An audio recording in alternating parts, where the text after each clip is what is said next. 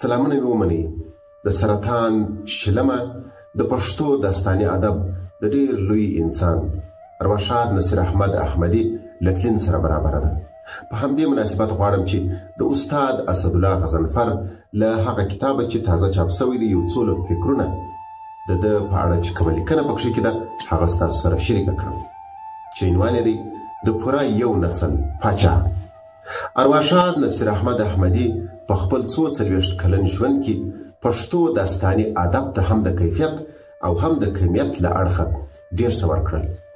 د په افغانستان کې تر بل هر لیکوال ډېر ناولونه ولیکل او زموږ تر بل هر ناول لیکونکي اثار ډېر ولوستل شول او بیا چاپ شول. په روغتون کې د ژوند یو وروستۍ پوښتنه دا کړې وه چې د غڼې ځاله مې خلکو خوښ کړی دی. د غڼې ځاله د ناول دی. ما د ارواښاد ورور منیر احمد احمدي ته وویل چې خلکو ډېر خوښ کړی دی. دا خبره خامخا ورته وکړه.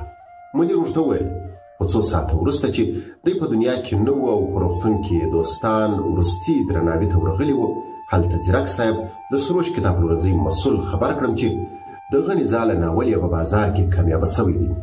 په زړه کې راتېره سوه چې نصیرجان کاشکې د ځیرک صاحب خبره اورېدلی سوای. له چاپه وروسته په څو اونیو کې د ناول کامیابه کېدل زموږ په ادب کې استثنایي پیښې دي او دغسې استثنایي پیښې د ارواښاد نصیر احمد احمدي د آثارو په برخه کې عادي پیښې وي.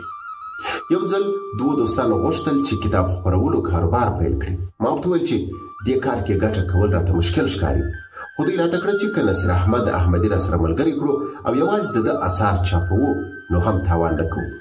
یو کال موږ غوښتل چې د دنیا او هېواد د ځینو لویو شخصیتونو 40 ژوندلیکونه برابر کړو او د 40 کتابونو په بڼه یې چاپ سي.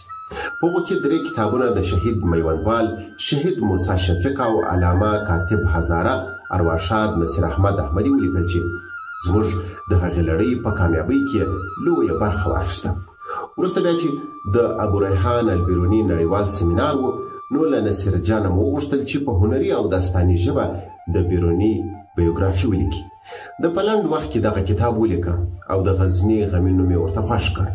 کتاب د سیمینار په علمي کمیټه کې دومره خوښ شو چې په دري، نګیني، غزنین او ازبکي ژبو هم ترجمه او خپور شو. د پاچا خان بایوګرافي د هغه بل کتاب دی چې لا تر اوسه له مطبعې نه دی راوتلی. نصیر احمدي لوی استعداد و. دا قدرت درلود چې د ادب په مختلفو ژانرونو کې عالي آثار ولیکي. خو د ناول په برخه کې ویلی سو چې په تیرو 20 کالو کې د افغانستان د داستاني ادب د قلمرو تر ټولو منلی لیکوال د لوستونکو په پوره یو نسل پاچاهي کړې ده.